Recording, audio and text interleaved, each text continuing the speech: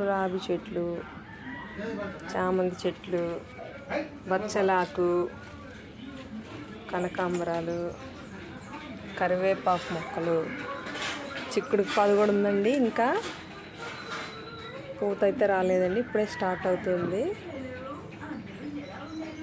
Just కరివేపాకు చెట్టు, జామ చెట్టు ఇంకోటి అన్నాను కదండి, ఇదిగోండి జామకాయలు చెట్టుకి చాలా బాగా కాస్తాయండి మా పెరట్లోవి. ఇదిగోండి చూడండి, ఇదిగోండి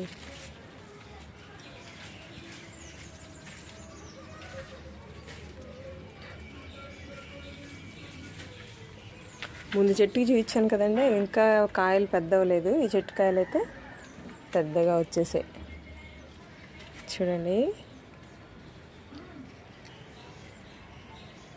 ఈ విధంగా వస్తే తినేస్తే బాగుంటాయండి. ఇంకా మరీ పండినవి కూడా తినడానికి ఇష్టపడరు కదండి.